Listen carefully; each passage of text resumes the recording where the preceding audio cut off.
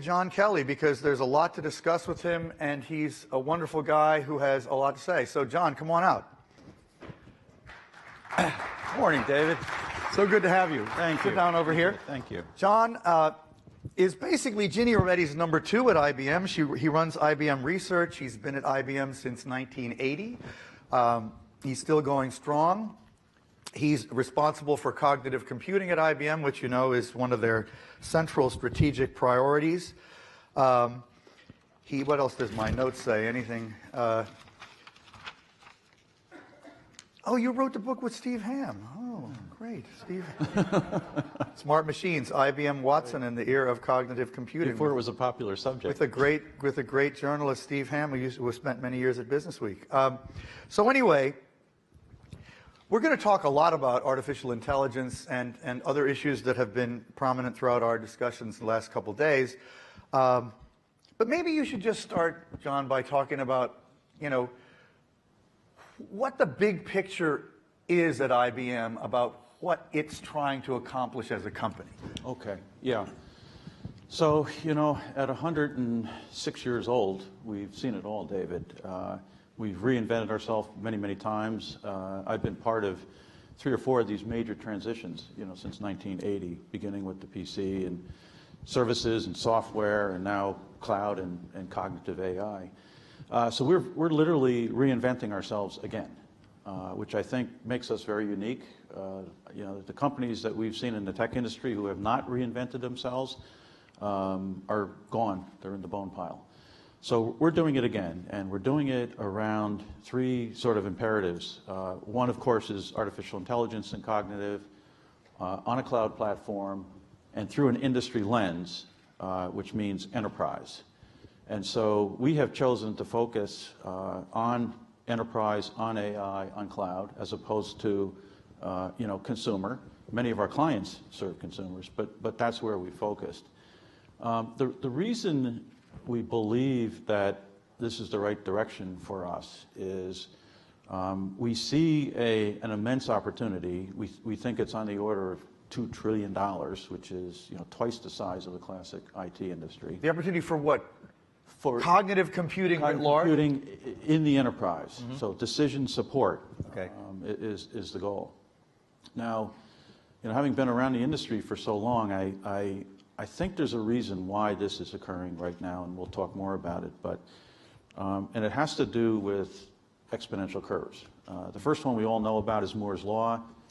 Double transistor count every 18 months, double performance every 18 to 24 months, and look what that's done. Right? It took us from the original System 360s of IBM through the compute power you have in your smartphone. The second exponential, which has resulted in all the great networking companies, all the companies that you talked about, the internet companies today, is Metcalfe's law. And Metcalfe's law basically says every time you add another node on a network, the value of that network goes up as the square of the number of nodes. So it's an exponential curve. And that is why you see the Googles and the Facebooks and the social media companies gaining value, because the expanding network. Now, the assumption is that the value and quality of everything on that network is good. We can discuss that later. But that's not the assumption anymore, but that has been the assumption. That's been the assumption. As soon as that falls apart, by the way, Metcalfe himself said that exponential flattens out. But the third one, which has me really excited right now, is that data is doubling every 12 to 18 months in the world. And if we can harness... That's an amazing... If we can harness that data in some manner, shape, or form and improve our decision making, then we can go after, we can learn on an exponential as humans to the point of this conference, and we can extract value from that data that today is hidden in 80% of that dark data. And the way to do that is through artificial intelligence. So if we can use AI to harness the capability and the knowledge in that data, then our decision making and we as humans go up that exponential curve with it. So that's why we're so excited about AI. It's not just another passing fad. It's not often you get these exponential curves, but we are in one right now. One of the things that's come up in a number of different ways on the stage, which I know is something you think about a lot, is this issue of if that's the case, which is, I think, not a controversial point of view, what is the intersection between actual thinking, breathing people and that, right? And we opened our conference with a session on what we call the convergence of man and machine, with the chief scientist of Alexa and Mary Lou Jepson and two other really big thinkers about this. And Mary Lou Jepson is actually doing brain reading technology using ultraviolet light beamed into the brain to measure oxygen uptake in the brain cells, and then ultimately do pattern matching with thoughts in the cloud, so you can really figure out what people are thinking. And that's a kind of scary idea. She's working on more pragmatic things like MRI replacement, et cetera, too. But I mean, if we're going to try to take advantage of that doubling of data every 18 months and retain our humanity, what do we have to do? What's going to change? What are our challenges from your point of view, from that perspective? Yeah, well, first of all, David, I mean, we often think of man versus machine, but every study I've seen and all of our experience with AI is that man and machine always beats a man or a machine. And I've seen it time and time and time again with Watson, that Watson will be trained by humans, it will hit a roadblock, it will get more human input, some perspective, it will start learning again, and back and forth. And I'll see the humans that are interacting with the system, whether it's a doctor, a lawyer, tax accountant, whatever, a call center operator, get smarter at the same time. So it's this back and forth between the man and the machine. So that says then that we have to do our best, and I always call it impedance match, the human and the machine, which says that we have to make the machine more human-like in the way it communicates. Yeah. And for instance, the machine needs to understand, is the human understanding what it's doing? If not, it needs to train in a different way. It needs to explain in a different way. On a similar vector, the human has to understand what the machine is doing so that it can improve its intelligence going forward. So this impedance matching of man and machine is really critical. The way it manifests itself in our business, because we're focused on the enterprise, so we're focused on healthcare or legal systems or financial services, is getting AI and cognitive into the workflow of these professionals so that it becomes man and machine. And it doesn't take a neat gadget to do that, but you have to get it into the workflow of what the humans are doing in order to really extract the value. Would you go so far as to say that maybe down the road, pretty much everybody in their work is going to be intersecting with AI in some respect? Absolutely. Yes? Absolutely. From the CEO on down? I thought this several years ago as I started to see what our AI system Watson was doing. I cannot think of an industry or a human activity or decision that we make that can't be augmented by a machine. And I've seen this pattern now, which, sort of roughly speaking, we as humans, a third of the decisions we make are good decisions. Okay. A third of the decisions we make. That might be high, okay. It might be high in some places. Not this room. This room is probably too. A third are good decisions. A third they're not optimal decisions. They're sort of okay. And a third are bad decisions. And I've seen this pattern now in every industry, in every human decision. That's a philosophical whether point, it's a top-ranked, physician or someone in a call center and everything in between.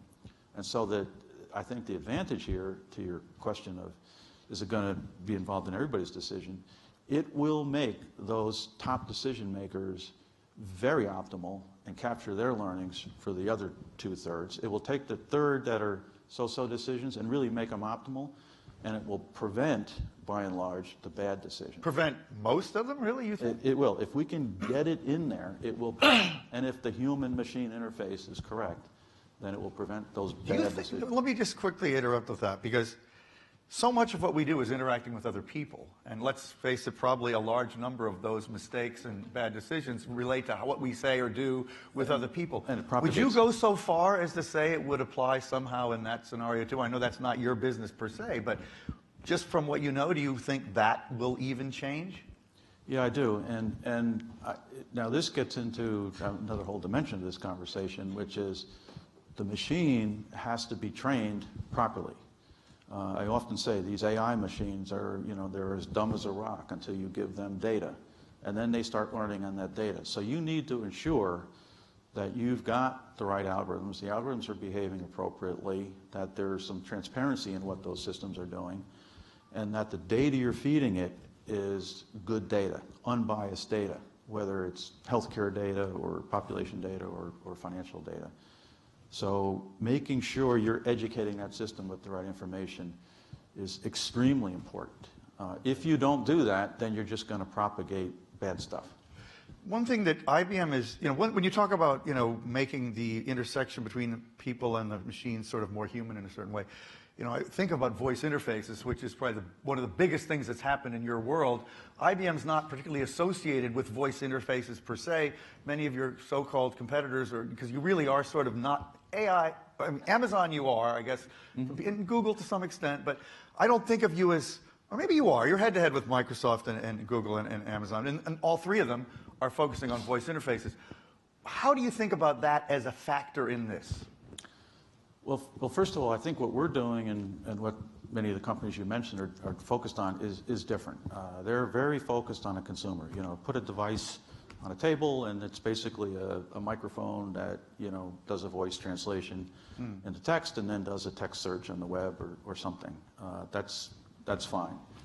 Well, they claim it's AI in all three cases. Well, I guess there's some in the back, but it's basically a voice interface to a search engine, fundamentally. Good. What we're trying to do is much, much different, which is we, as an example, we have focused on healthcare as one of our industries. So we have trained Watson deeply for 5 years with Memorial Sloan Kettering on all of their data, on best practices, on what to do, what not to do, on clinical trials. We've read all the literature in oncology. Watson has. I say we. Watson. I do self-identify with Watson. I see. So the conflation is happening. It's happening. It's happening. Real time. We're inseparable. But we have trained Watson, and Watson will look at a patient's records, thousands of pages. It will look at all the literature. It will look at what it learned from Memorial Sloan Kettering. It will consider the training it received at Memorial Sloan Kettering. And then it will go through and say, okay, we think for this patient that you should follow this protocol. Here's all the reasons. Here's the literature if you want to look at it. Here's the previous patients if you want to look at it. And by the way, I stopped on the way out from New York yesterday at one of the country's leading cancer centers and spent 4 hours with a room full of oncologists looking at some of the diagnosis. And what they want to do is they're not interested in some voice thing talking to them. What they want to understand is how did Watson, for this patient in this cancer review board, how did it come up with this recommendation? And they want to probe on, okay, what literature did you find, Watson? Click through, read the article. It's all available. It's all available. We are totally transparent in how Watson was trained at Memorial Sloan Kettering. We're totally transparent in the algorithms we use, and it's not a black box.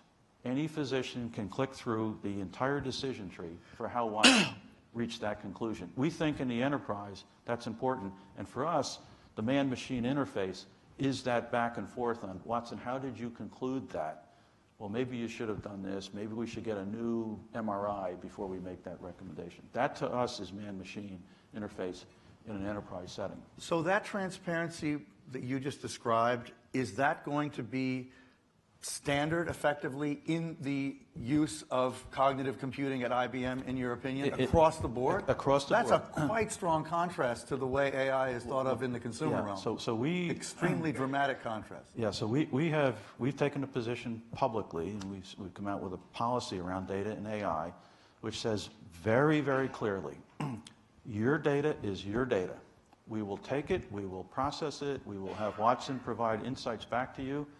But it's your data, and those insights are yours. We're not building some grand model to use, against your competitors.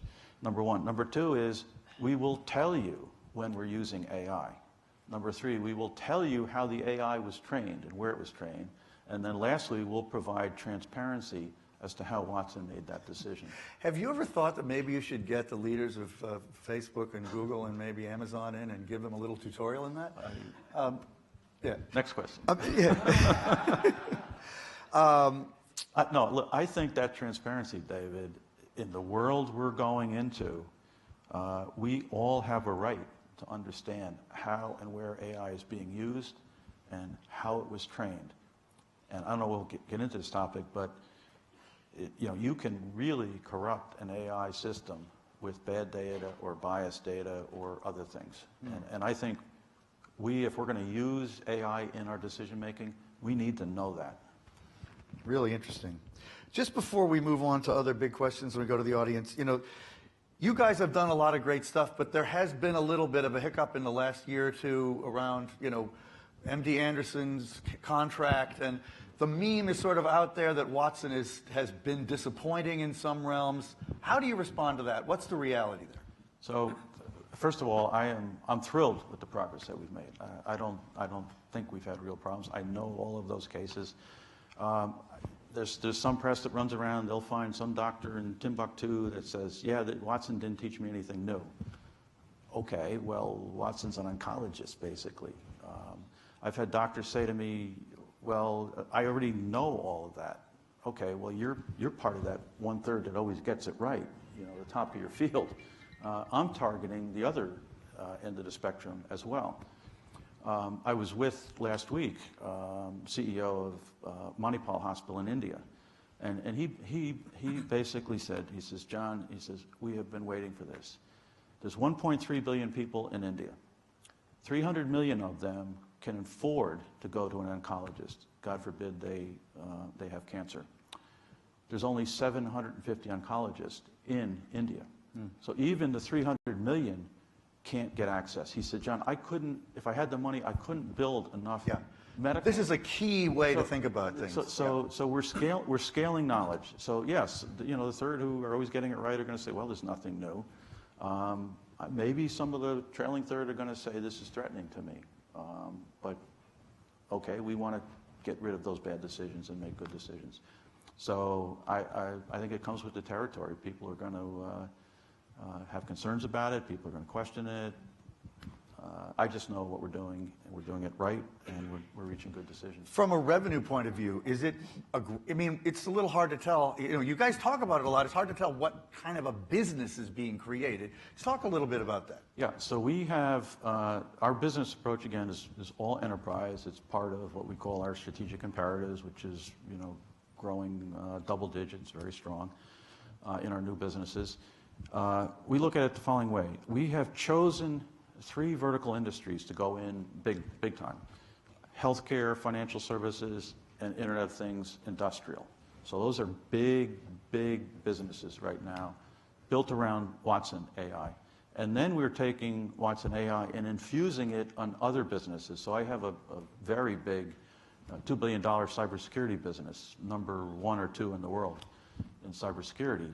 We're putting Watson into our cybersecurity capability to basically look for and catch the bad guys in that business. So we're doing the same in analytics and elsewhere. So we're infusing Watson in all of our software and services, and then we're building new industry verticals to drive IBM. So in other words, you're saying it's so central to IBM that it's hard to even sort of sector out where the revenue is, because it's affecting everything. Yeah, we took, as an example, we have clients on our mainframes, banking clients, who will not take that data, that financial services data, out of that mainframe.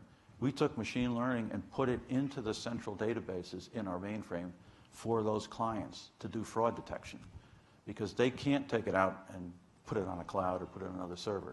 So we're basically infusing it in all of our products. So many things I want to talk to you about. Should not always, as usual, running low on time, and I want to get to the audience. But when you look at the security problem, which is so massive at the moment, it really is one of the overarching societal challenges we face.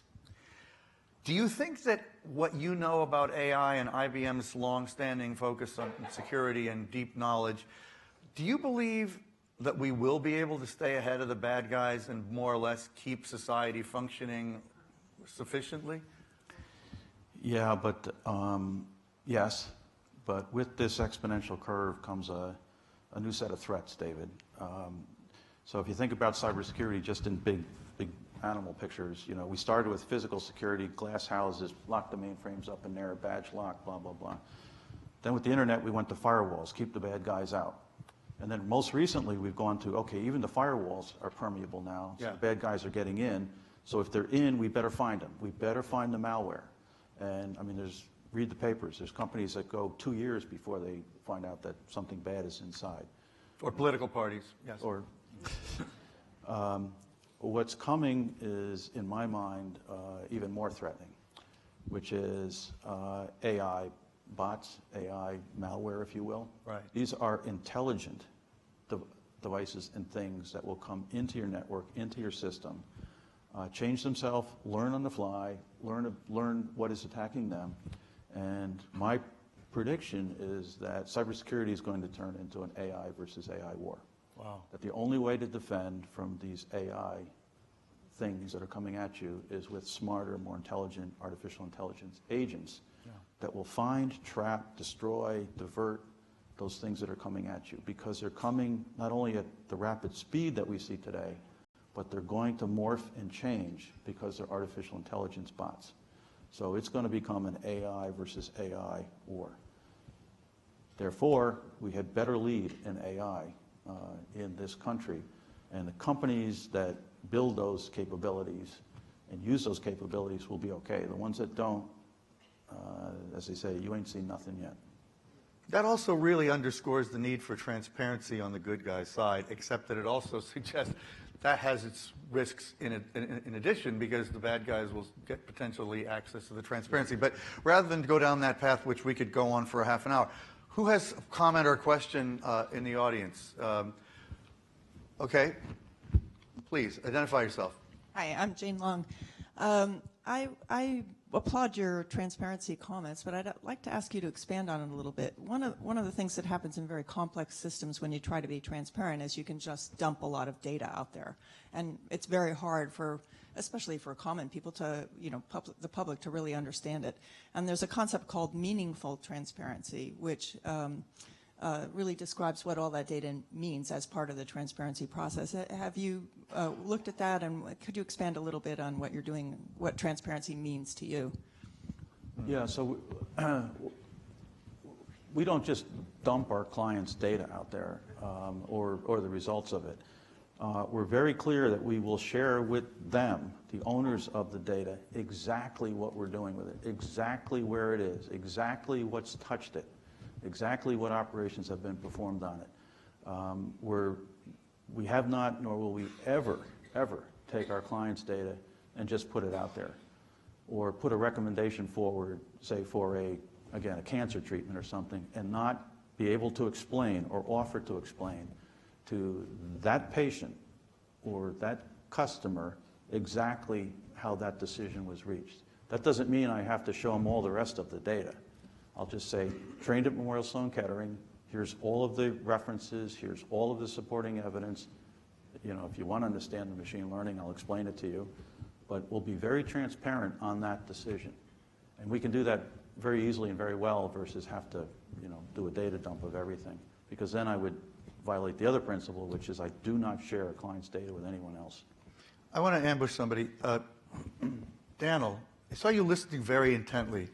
I'm just curious if you have anything, you've heard John say that you think is particularly noteworthy, surprising, you disagree with, and if not, you don't have to say anything. But Daniel's a longtime Microsoft guy, recently retired, one of the deep thinkers in the technology industry. He's right there to your left. Yeah.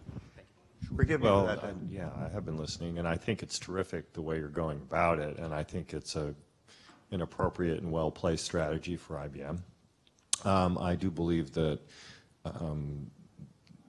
it's one of the broader questions that you're talking about relative to security gets into the edge case of geopolitical boundary lines and where the data resides and how you have to commingle data outside of these vertical domains, for the broader use of artificial intelligence, right? The public and private data as opposed to these industry specifics. But what you're doing and how you're going about it, I applaud fully. I think it's great.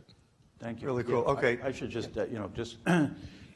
remind everybody that it's all about protecting the training data. not just the training algorithm. So today in a programmable system, you go in and you hack in and you do something to the programming. In these systems, you have to protect that training data because slight changes in that training data can cause that system to learn and do things that are orthogonal to what you think.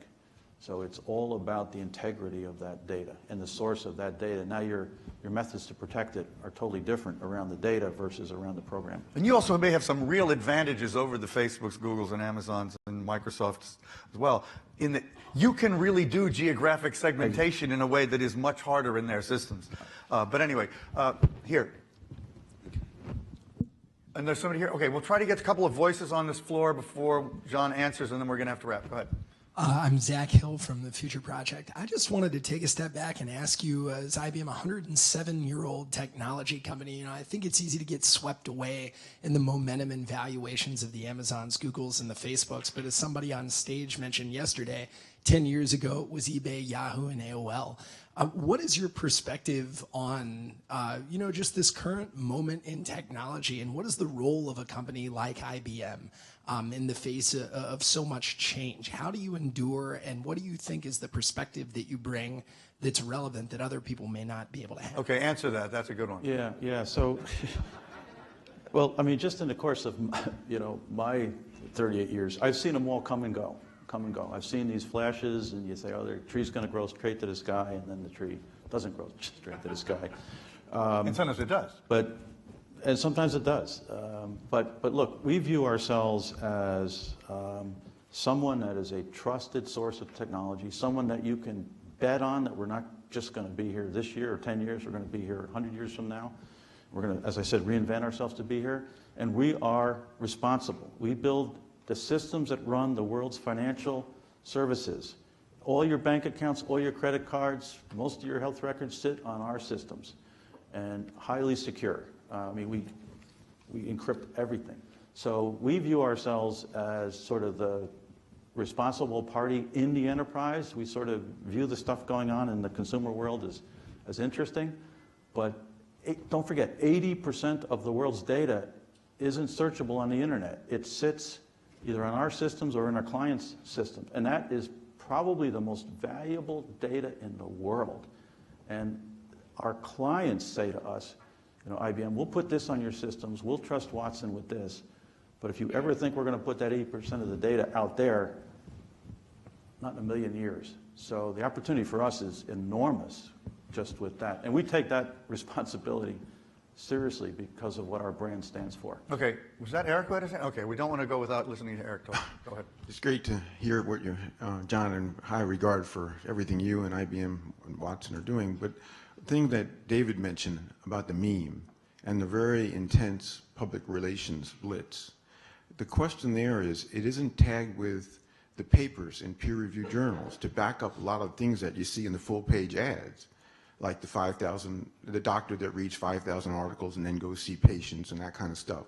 And you have, for example, 60 Minutes, the segment that you were on with UNC, where 30% of the patients at UNC Cancer Center were affected by Watson, but no paper yet to publish to back it up. So can you be more transparent about that? Because the medical community would really appreciate it. Yeah, so the UNC paper is going to be published in the next 30 or 60 days, is what I was told yesterday. We have 37 peer-reviewed papers that are out in peer review now to be released.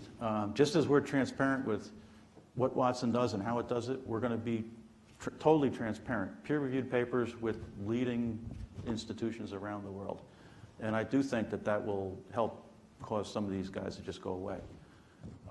But it is real. The results are incredibly impressive. Everything said in that 60 minutes, when you read that peer-reviewed article, Watson agreed with their docs on a 1,000-person retrospective study, 98 or 99% of the time. Only the one case it missed, it didn't have all of the lab results. And then 30% of the time, it found not just new possibilities, but things that humans agreed, yeah, that was actionable, and I should have considered that. So that'll all be in these peer-reviewed papers, and they're going to start rolling out like 30 or 60 days from now. Okay, well, thank you for that. I'm afraid we have run out of time. Mark, sorry about that. We did a few minutes ago, actually. John, thank you David, so much. thank you, sir. Really good to have you. Good to see you.